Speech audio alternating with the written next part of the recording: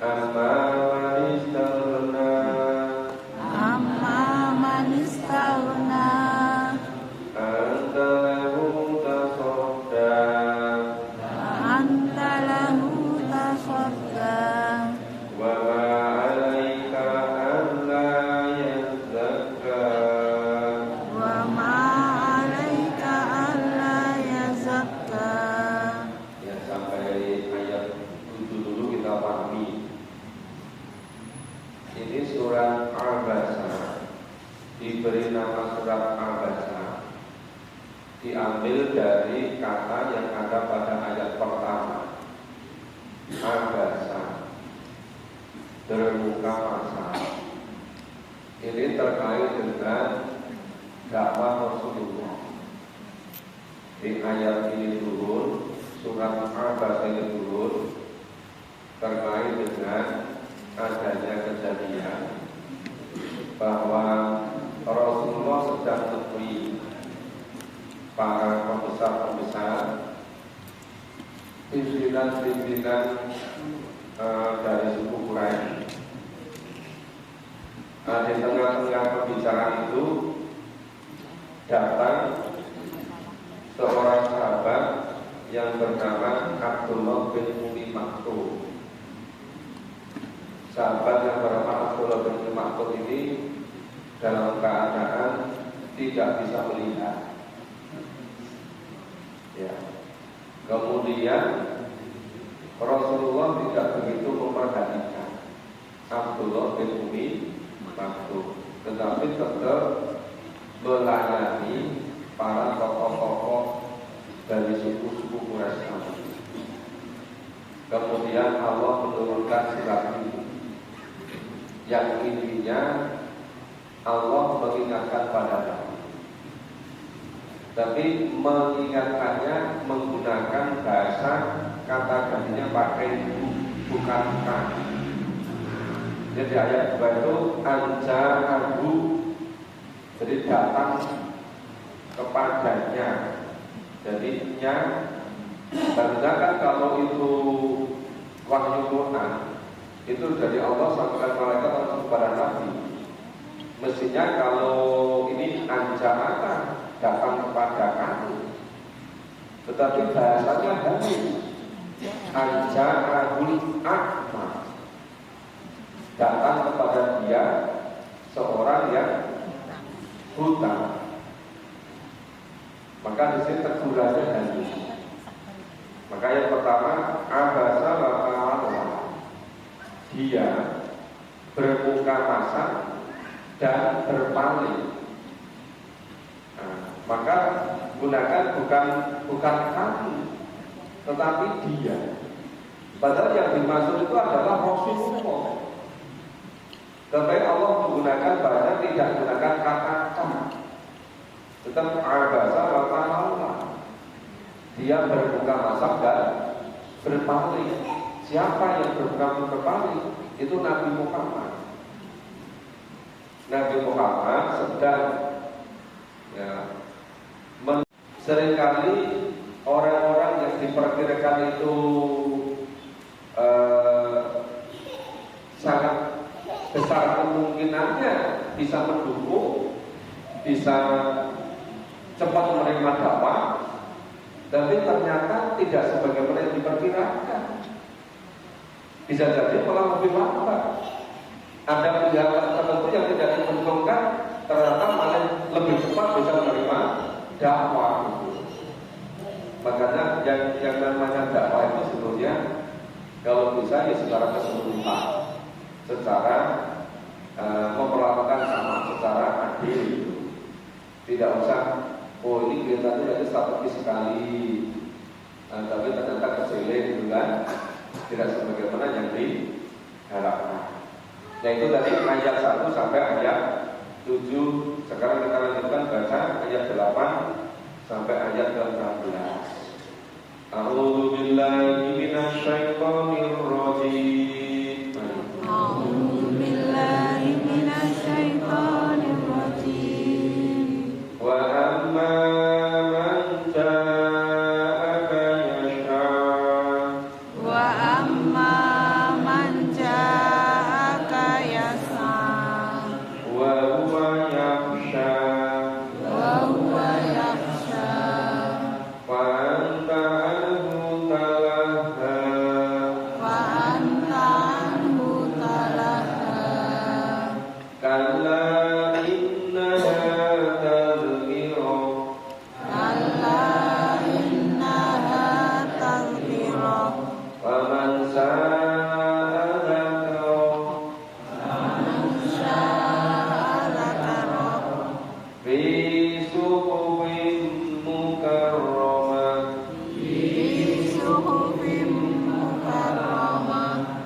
marfu'atin mutahharah marfu'atin mutahharah bi aidi safarah bi aidi safarah kiramin bararah. kiramin bararah. Ya, kita mati mulai ayat 8. Wa amma, dan adapun man ja'aka, orang yang datang kepada. Nah, ini berikutnya Allah gunakan apa itu kata-katanya pakai kan, langsung kan. Padahal tadi ayat pertama juga dipakai tidak menggunakan kata kan, tapi sudah langsung pakai kan. Wa amma man ja'aka yas'a. Nah, dan adapun orang yang datang kepadamu dengan segera untuk mendapatkan pelajaran, yas'a, dengan segera. Ini yang dimaksud yang datang kepadamu ingin segera mendapat pelajaran itu Abdullah bin Umi Maktum tadi. Abdullah bin Umi Maktum datang kepadamu ingin segera mendapat pelajaran. Wa yakhsha, dan dia itu takut kepada Allah. Berbeda kalau yang tokoh-tokoh dari suku-suku tadi, itu bahasanya manis tanda, orang-orang yang merasa kecukupan, orang-orang yang tidak membutuhkan yang lain, merasa sudah terpenuhi segala kebutuhan, maka diistilahkan manis tanda. Sedangkan Abdullah bin Umi Maktum dikatakan huwa yakhsha, dan dia takut kepada Allah. Fa'anta anhu talaha. Nah, maka kenapa kau kok mengabaikannya, kok mengabaikan Abdullah bin Umi Maktum, padahal dia datang dengan penuh rasa takut pada Allah. Dia datang ingin segera dapat pelajaran dari Nabi. Mungkin sudah dengar Abdullah bin Umi Maktum bahwa Rasulullah sudah menerima wahyu, sedangkan dia belum mendapatkannya. Dia ingin mendapatkan langsung dari Rasulullah gitu. Tapi ternyata Rasulullah kok mengabaikannya. Ya. Fa'anta'anhu talaha. Kala innaha tadhkira, sekali-kali jangan demikian. Innaha, sesungguhnya ajaran Tuhan itu tadhkira, merupakan peringatan. Ya, wahyu yang diterima Rasulullah dari Allah melalui malaikat itu berupa peringatan. Faman sa'adaka, maka barang siapa yang hendak, barang siapa yang sangat menghendaki, zakaro, tentu akan mendapatkan, akan zakaro, memperhatikannya.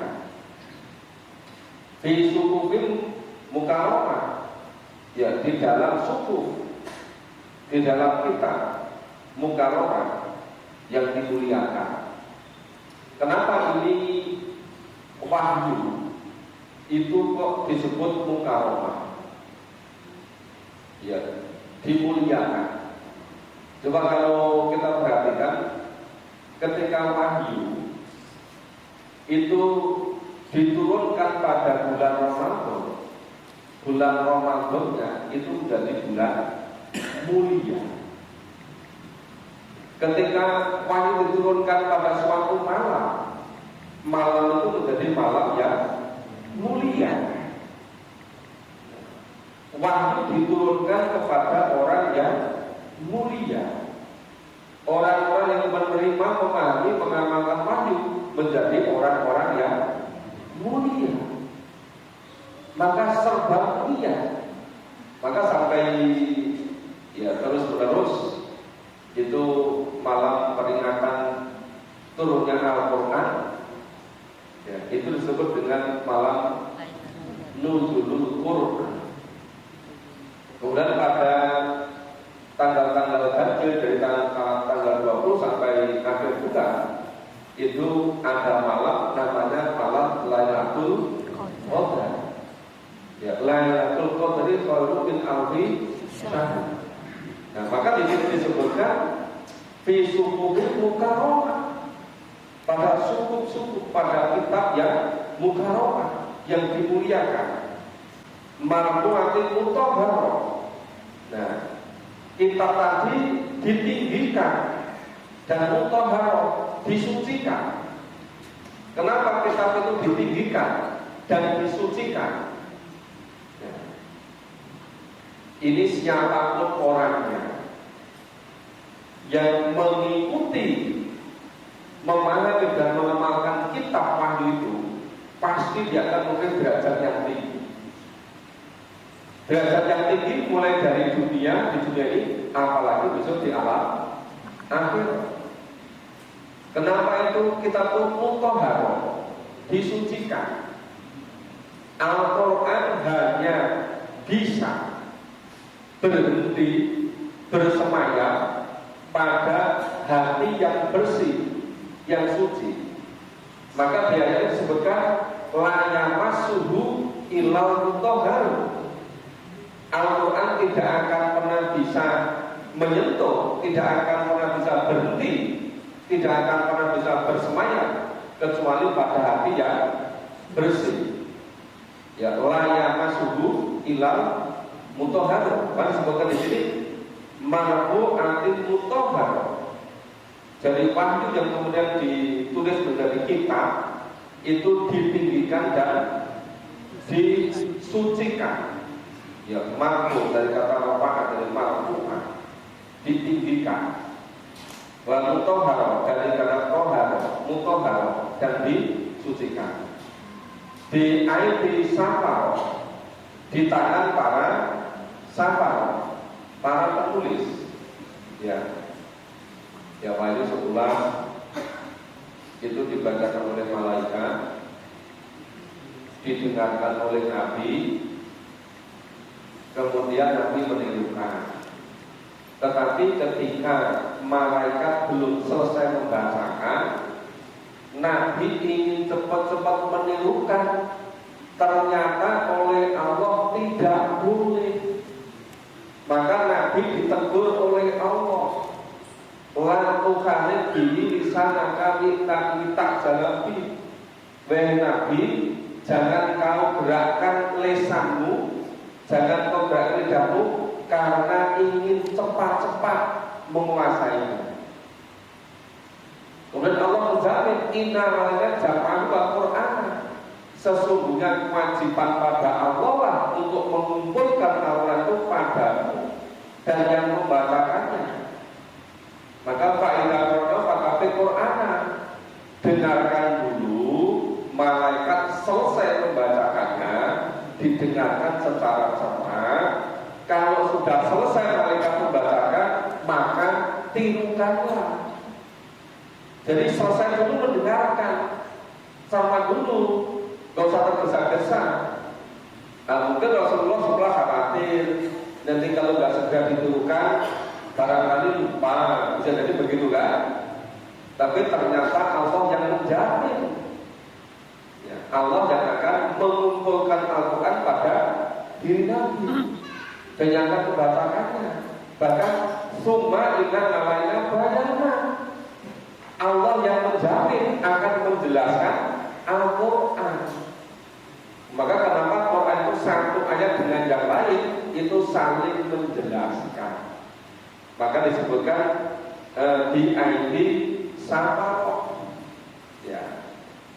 Jadi di tangan para penulis. Memang ketika Quran dimaksudkan setelah yang menjadi gengsi luar biasa itu ketajaman, kekuatan hafalan. Ketika era masa Nabi itu, orang yang dianggap paling hebat itu yang paling kuat hafalannya. Maka yang dijadikan standar untuk pedoman kodifikasi Al-Quran itu hafalan para sahabat.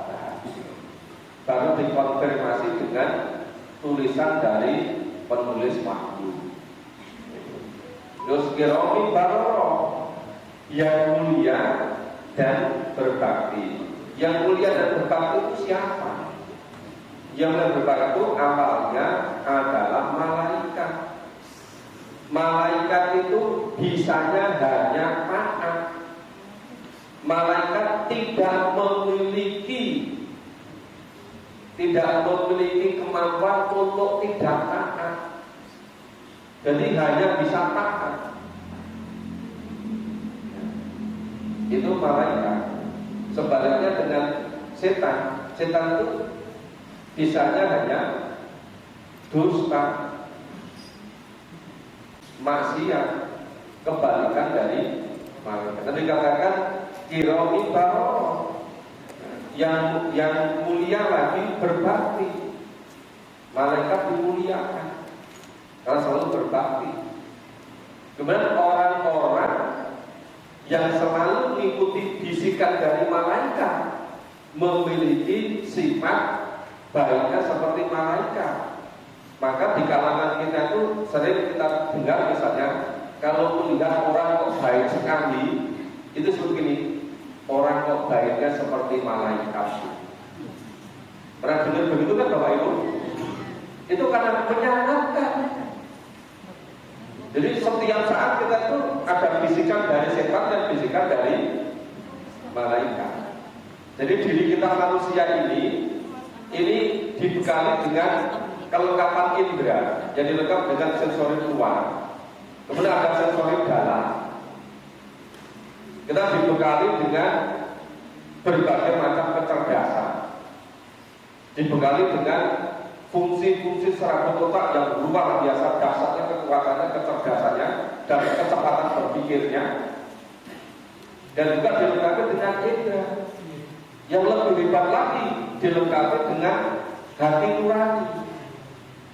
Maka kita sering membuat pada Allah, ya Allah kali ta'ulun takdir taufiq ala ini.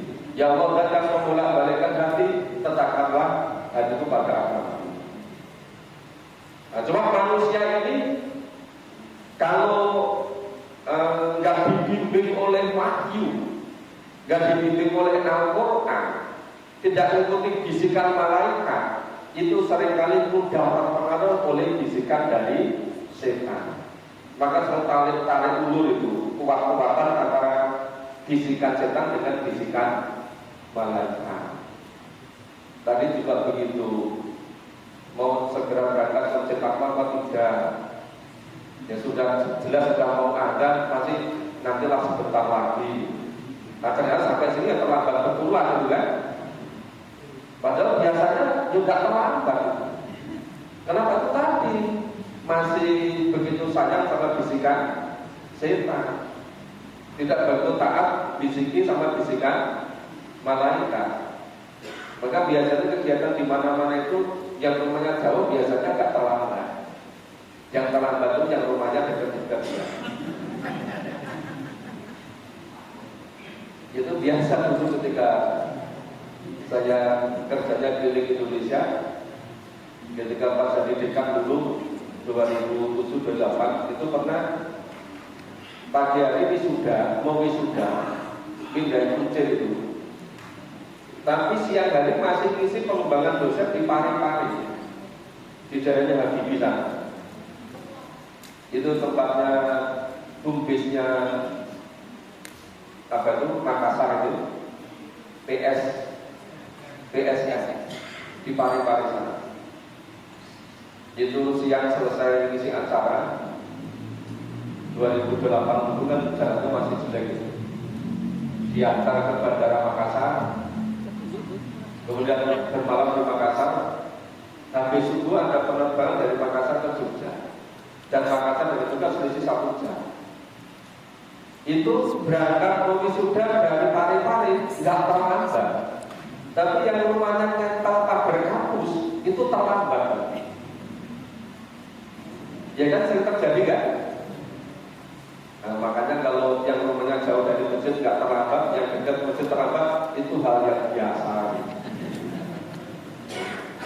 Oke, kita lanjut baca ayat 17 sampai 23. Nanti kalau terlalu banyak cerita nggak selesai. A'udzu billahi minasy syaithanir rajim.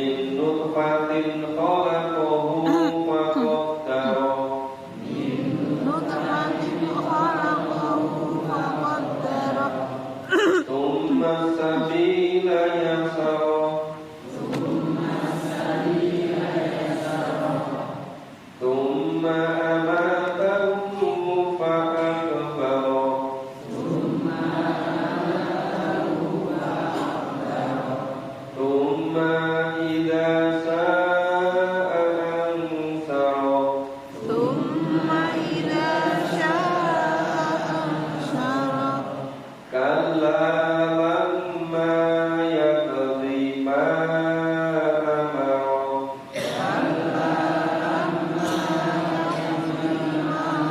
amara. Ya, kita pahami dulu ayat 17 sampai ayat 23. Kutilal insan. Kutila itu dari bahasa kotala. Kutila berarti sebetulnya majhul.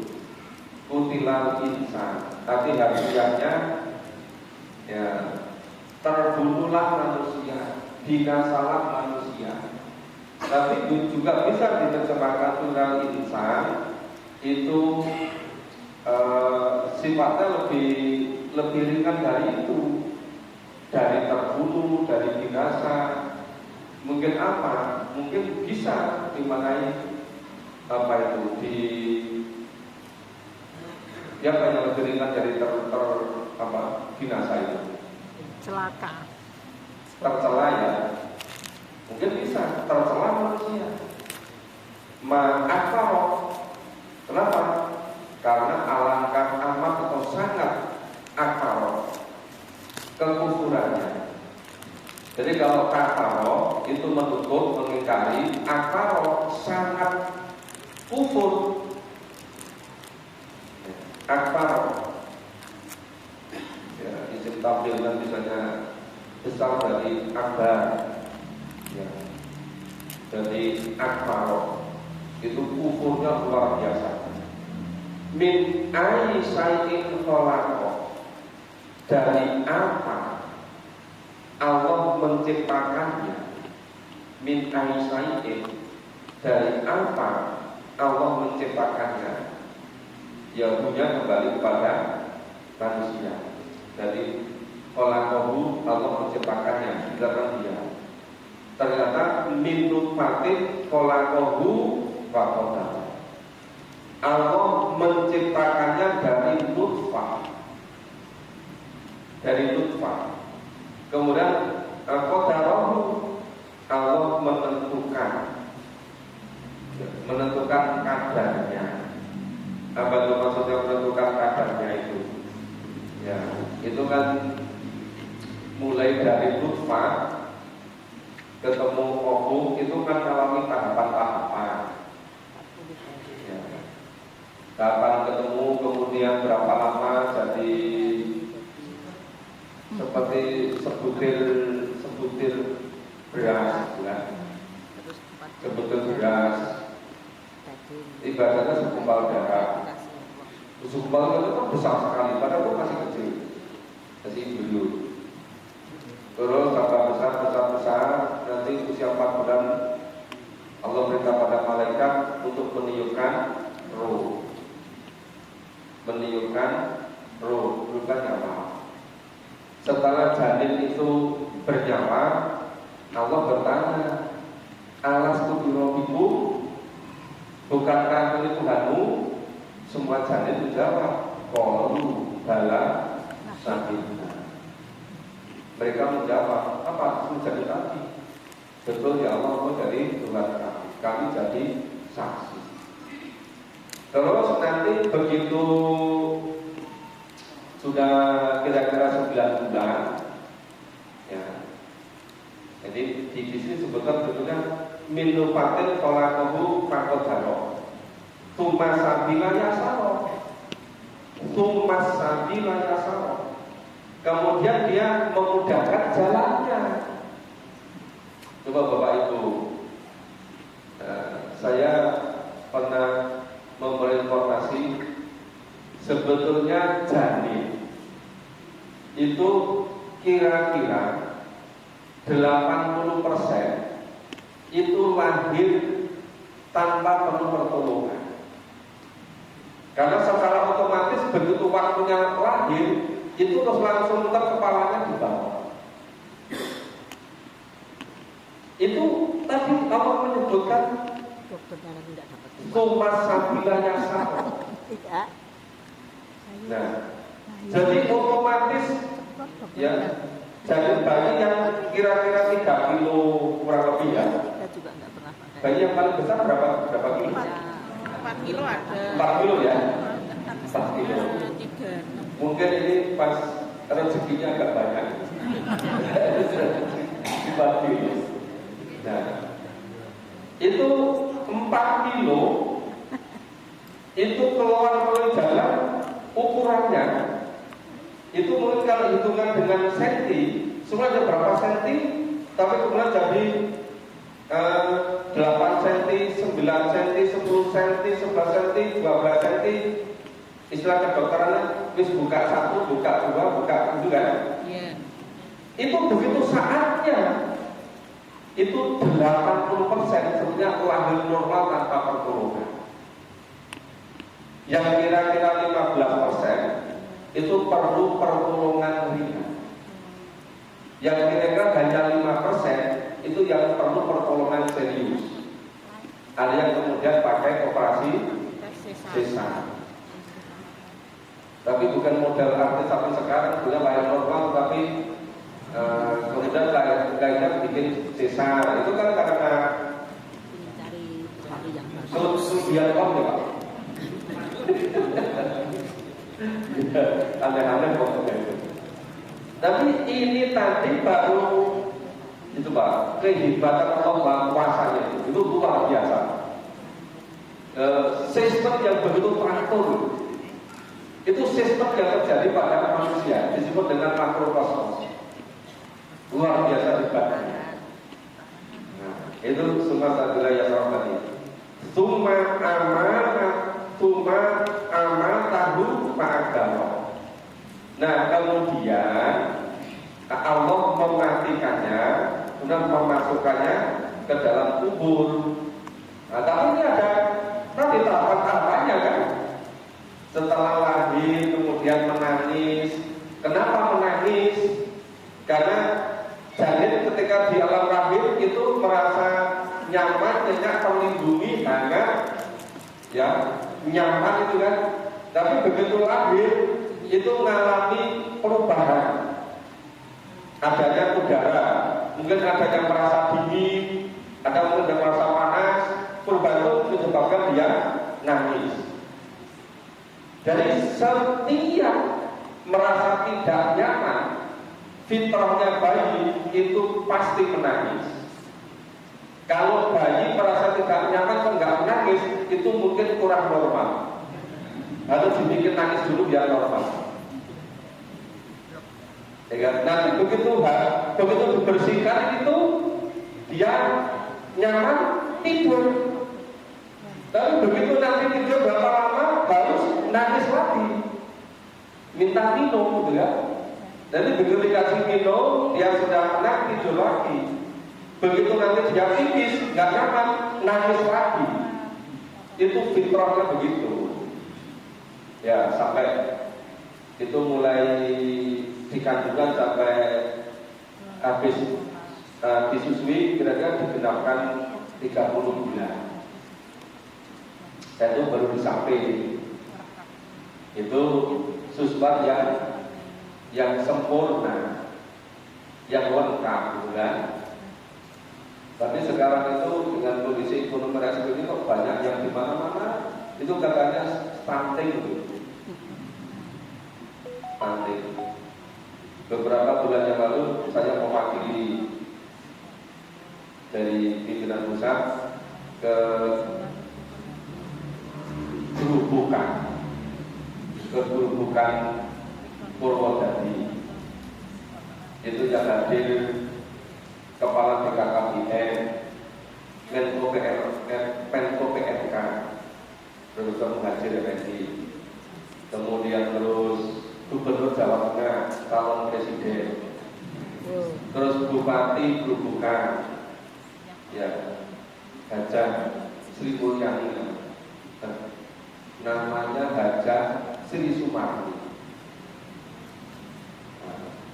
Itu ternyata semuanya bicaranya mengenai stunting. Ternyata sekarang tampaknya serius itu stunting. Kenapa kok banyak yang bayi stunting? Tampaknya banyak anggaran itu nggak sampai kepada ibu hamil untuk memperbaiki gizinya. Tampaknya anggarannya habis untuk transport, habis untuk pertemuan.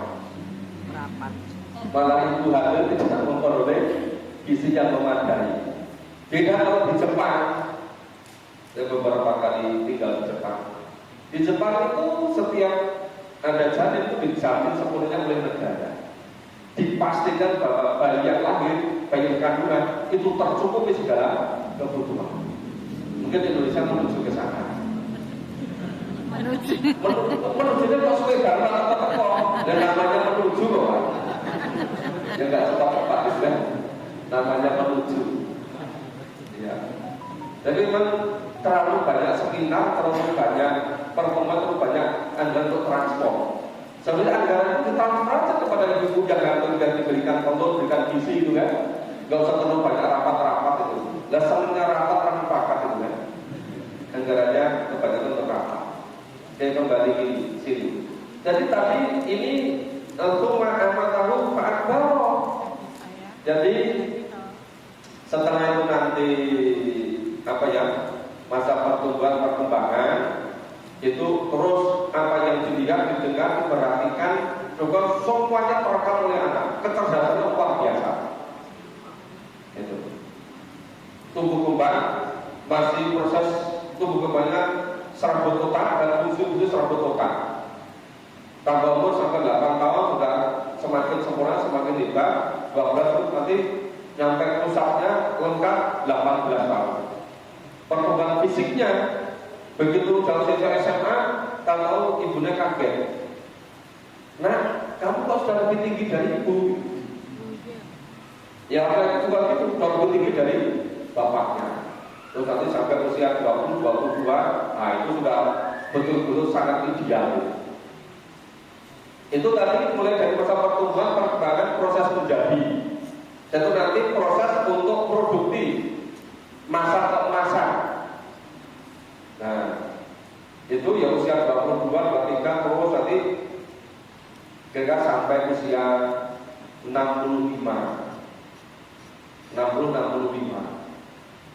Saya itu kemudian sebenarnya usia 58 sudah mulai turun tadi. Paling tinggi biasa 35 sampai 56, 57 paling produktif. Habis itu mulai menurun, nanti sudah kembali pada Allah, diumumkan di masjid. Inna lillahi wa inna ilaihi raji'un. Dia diumumkan di masjid. Itu fase-fase tahapan tadi. Kemudian terus fa'akbar. Tuma idasa akan sarok. Sudah bila dia mendaki, dia membangkitkan kembali ansar. Ini kenapa kok bahasanya tuma idasa akan sarok? Di dalam bahasa Arab itu, kalau Allah menggunakan kata ida, diterjemahkan bahasa Indonesia itu jika. Tapi jikanya dalam bahasa ida itu pasti terjadi. Pasti terjadi. Jadi kata ida itu pasti terjadi. Ngakumma idasa akan sarok. Kemudian jika Allah menghendaki, dia akan dibangkitkan kembali. Kenapa bahasa menghendaki? Karena kita semua nggak tahu, belum pasti terjadi. Terjadinya kapan? Kita nggak tahu. Kenapa? Itu masih gaib. Gaib itu rahasia Allah. Yang tahu hanya Allah. Nabi tahu karena diberitahu oleh malaikat. Jadi masalah yang gaib itu sepenuhnya rahasianya pada Allah. Nah, kemudian karena lama yakti ma'amaro, sekali-kali jangan. Manusia belum melaksanakan apa yang diperintahkan kepadanya. Lama yakti ma'amaro. Kenapa itu dikatakan lama yakti ma'amaro? Belum melaksanakan apa yang dituntunkan, diperintahkan. Loh, seluruh yang dituntunkan Allah itu ada pada Quran. Loh, kalau dalam hidupnya belum selesai memahami Quran, bagaimana bisa memahami secara tuntas? Apalagi kalau ngajinya ada pas peringatan-peringatan. Jual ayat itu terus sampai sekarang yang lain gor gak pernah dipahami. Loh, beda ketika zaman-zaman kejayaan Islam. Itu anak-anak mulai umur 4 tahun, 5 tahun sudah masukkan ke kota, sehingga 8 tahun, 10 tahun, 12 tahun, 15 sudah paham Quran. Tapi baru mengangkat yang lain. Dari pemahaman Quran ditambah pendidikan, pemahaman Quran tambah psikologi, dari pendidikan tambah kedokteran, dari paham Quran ditambah teknik atau macam-macam. Tapi semuanya berangkatnya dari Al-Quran dulu. Dan kalau orang Islam seperti kita ini nanti gimana? Kalau waktu di dunia sudah habis, padahal kita belum ngerti cara hidup di dunia, karena belum tuntas memahami Al-Quran. Maka bahasanya kala ulama yakni ma'amal. Nah, gimana Pak kira-kira ini? Khawatir enggak? Kalau waktu itu di dunia sudah habis, tapi belum ngerti cara hidup di dunia menurut Quran. Nah, maka di sini bahasa itu kala ulama yakni ma'amal. Ya, manusia itu sebetulnya belum melaksanakan apa yang diperintahkan Allah kepadanya. Padahal perintahnya itu udkhulu fisilmi kafah itu kabeh. Kabeh itu tidak ada yang tersisa. Maka Quran difahami secara tuntas. Ya, sekarang realitasnya usia kita masing-masing berbeda-beda. Jadi rata-rata sudah ini kebanyakan sekarang berarti atas 40 tahun. Kalau seperti saya sudah masuk usia 62 tahun, tapi belum sempurna memahami Quran. Makanya mumpung Allah masih kasih kesempatan pada kita, maka kita fokus. Mungkin perlu waktu 3 tahun, mungkin 4 tahun. Ayolah kita betul-betul fokus memahami Quran, biar kita tahu cara hidup di dunia menurut Al-Quran. Cara-cara yang lain itu sudah disosialisasikan setiap saat melalui berbagai macam media, tidak usah khawatir. Yang cara menurut Quran ini yang masih belum banyak yang mensosialisasikan. Nah, itu selesai ayat 23. Kita lanjutkan baca ayat 24 sampai 32 itu pengelompokannya. A'udzu billahi minasyaitonir rajim.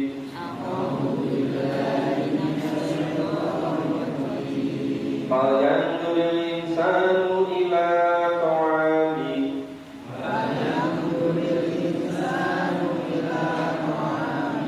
Anna sababna ma'a sabba.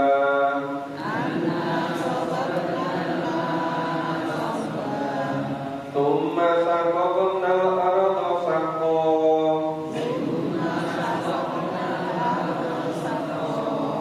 Wa anbatna fiha habba.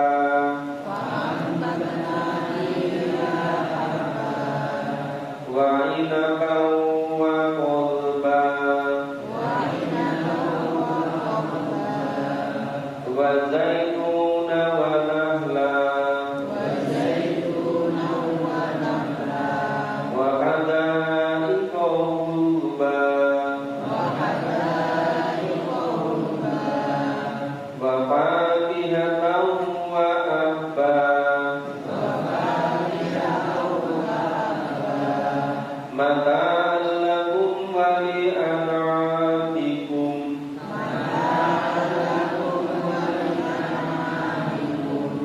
Nah, dari tahapannya setelah bagaimana penciptaan manusia, kemudian berikutnya ini suruh perhatikan apa yang dimakan manusia. Kalau yang insan ila qurani, maka hendaklah manusia itu insan manusia memperhatikan apa yang dimakan. Anak sobabna mana soban, sesungguhnya nanya kembali kepada Allah. Kenapa pakai istilah kami? Karena Allah ketika menurunkan air hujan itu melalui proses. Ya, prosesnya melibatkan banyak unsur.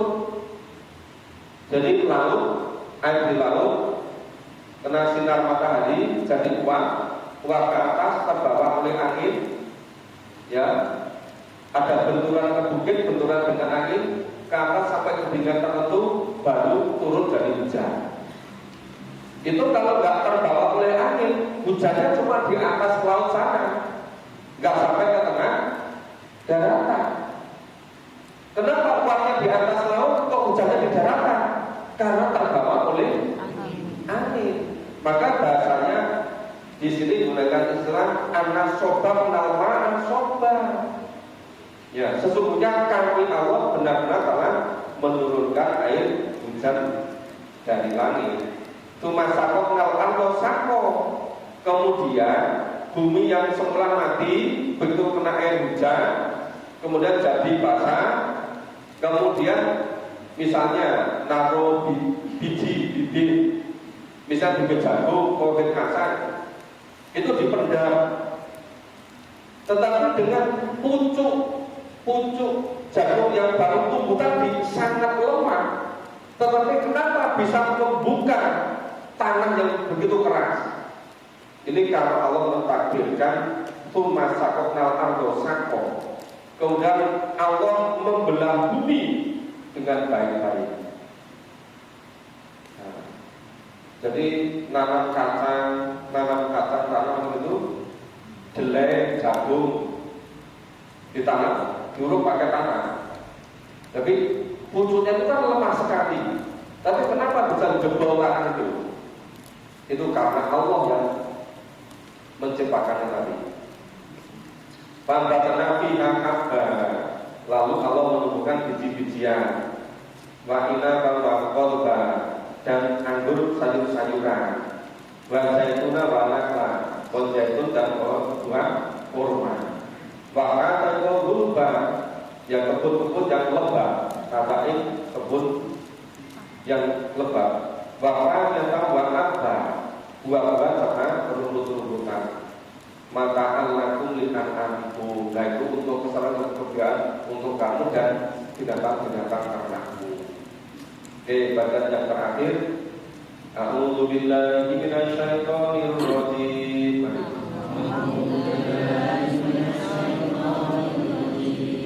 Wa idza ja'atis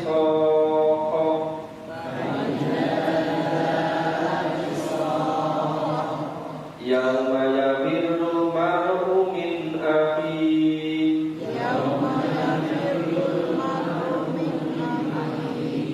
wa ummihi wa abihi wa sahibatihi wa banihi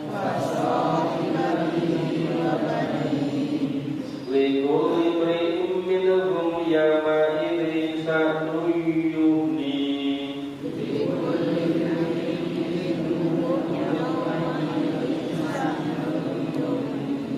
Wujuhun yawmaidin musfirah, dhahiyatun mustabshirah, wa wujuhun yawmaidin 'alaiha ghabarah.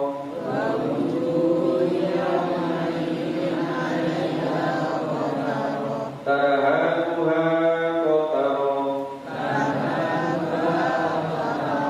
ulaika humul kafaratul fajara.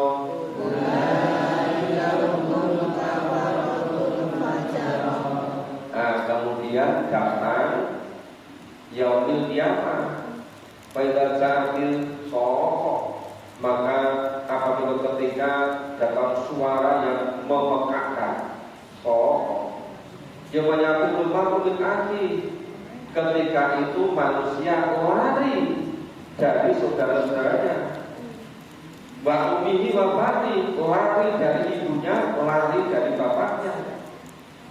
Wa sahibati wa bani, lari dari istrinya, lari dari anak-anaknya. Kenapa lari sendiri? Likul ri'il yang bisa uyuni, masing-masing repot urusan sendiri-sendiri. Apalagi yang berkiamat, baru ada gempa, diisukan katanya ada tsunami. Itu buru-buru masuk mobil membawa dikira anaknya, ternyata guling yang dibawa. Anaknya tetap di rumah sana. Kalau saking bingungnya, tapi orang itu dua istrinya orang apa? Itu limbul-limbulnya itu bingung. Masalahnya kalau sibuknya urusan sendiri. Nah terus butuh yang penting musfiro, banyak juga pada hari itu berseri-seri. Nah itu yang iman dan amal soleh. Lokatum mustaksiro, mereka tertawa gembiranya. Setelah itu gitu kan. Tapi sebenarnya butuh yang mainin alaiya lokaro. Banyak di antara mereka muka yang itu yang tertutup debu, masak, gelap gulita, angker kan, terharu kotamu, yang ditutup oleh berbagai macam kegelapan. Ulaika humul kafaratul fajaro. Itulah mereka orang yang kufur lagi banyak dosa, durhaka, hingga fajar, kufur dan banyak durhaka. Nah, secara singkat pemahaman surat Al-Baqarah sudah selesai. Kalau penjelasan dalamnya ya perlu waktu lebih lama lagi. Cuma ini karena usia kita sudah sangat terbatas, sedangkan yang dipahami 6.600 ayat lebih, ya penjelasan nggak usah lama-lama gitu, supaya bisa tambah lama. Demikian terima kasih, kami kembalikan.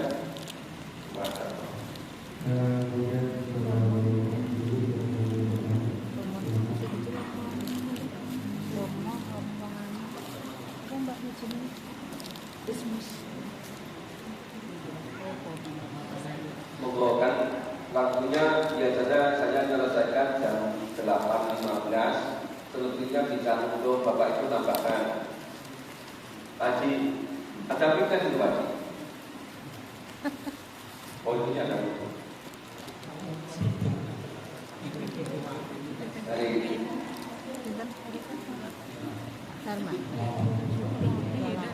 itu nanyakan sama bingung semua tadi ya. Nanyakan sama bingung semua tadi. Silakan.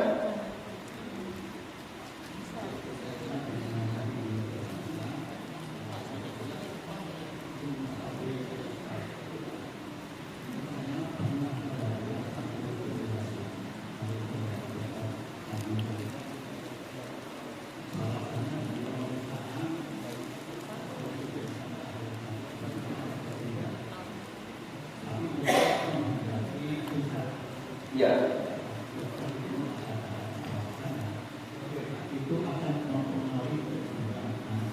Ya. Ya.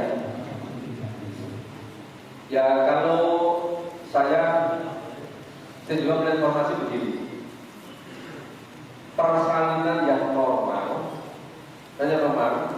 itu sebetulnya itu yang alami proses kepuasan itu bukan hanya si janin yang dibayinya saja, tapi ibunya juga begitu.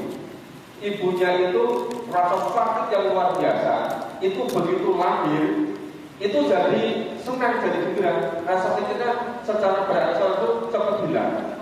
Coba tanya pada ibu yang melahirkan. Bu, nanya istrinya Pak. Ya. Tapi saya memang informasi seperti itu gitu loh. Itu, jadi sebetulnya itu yang bagus tadi 80% itu dari riset loh Pak. Dari riset itu dari kan ada namanya spesialis opsi, yang dokter spesialis itu, termasuk kakak Desi masih luka itu, ya ahli bidang itu dari tahun 80-an dulu. Nah itu kan 80% sebetulnya itu lahir normal Pak. Cuma orang sekarang itu sering kali gaya tadi, kemudian rumah tadi minta sesar itu loh. Itu sebetulnya agak baik bagi ibu maupun bagi janin.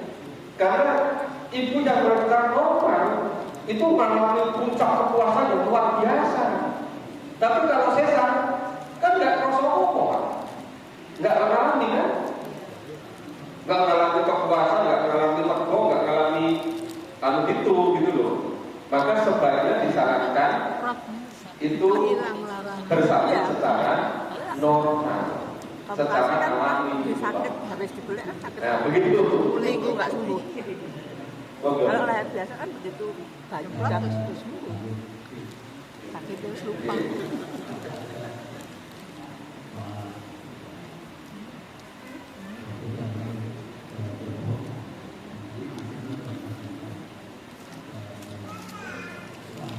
Stunting betul.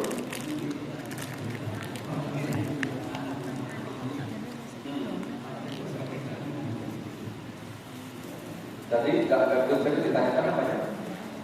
Yang ditanyakan apa aja? Iya. Jadi begini, stunting itu faktornya banyak. Yang saya dengarkan dan juga yang saya baca, salah satu sebabnya memang dari faktor makanan. Ada faktor lain lagi, misalnya itu belum betul-betul usia matang sudah hamil. Dan sebenarnya kebanyakan bukan hanya kecelakaan di jalan, Pak. Banyak kecelakaan yang lain kan. Dan itu seringkali terganggu. Kenapa?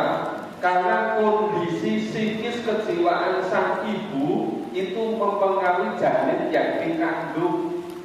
Kalau ibunya itu tidak tenang, rasanya cuma was-was, resah, itu sangat berpengaruh kepada kejiwaan si janin itu. Itu juga mempengaruhi bayi menjadi stunting. Bisa juga ketika karena usianya belum cukup matang. Tadi yang Allah memudahkan jalannya tadi, itu kan usia sudah matang. Jika waktunya itu membuka tadi, itu sudah diprogram, sudah ketentuan dari Rasulullah begitu. Tetapi kalau belum cukup usia, itu bisa terganggu di situ, Pak. Jadi faktornya banyak stunting itu, tapi sebagian besar memang persoalan kecukupan asupan gizi. Itu yang dari segi fisik. Tapi yang dari segi psikis itu kondisi kejiwaan sang ibu yang hamil itu. Makanya kenapa jadi disarankan betul-betul memahami, mempelajari, menguasai bagaimana menjadi calon ibu. Mungkin juga menjadi calon istri, juga calon suami. Kenapa? Karena biasanya kejiwaan istri yang sudah hamil ditentukan juga oleh sikap suaminya. Makanya kenapa ketika istrinya hamil disarankan ya banyak zikir, banyak doa, banyak sholat gitu. Gak usah aneh-aneh gitu loh. Karena mempengaruhi kejiwaan istri mempengaruhi janin yang dikandung. Nah, kenapa sekarang semakin banyak stunting? Tampaknya itu sudah akumulasi berbagai faktor tadi. Ya jenis makanannya itu juga karena keluar. Ini campur dapurnya ini macam-macam kan? Gak gitu alami gitu loh. Terus kondisi kejiwaannya juga begitu. Udah apalagi kota-kota besar udara juga tidak begitu bersih. Jadi faktornya banyak, Pak. Tapi secara singkat seperti itu. Tapi istilah yang saya dengarkan itu aneh-aneh, Pak. Tapi kalau diceritakan waktunya sudah privat ini. Ya nggak mau diceritakan di sini. Silakan kembali ke dengan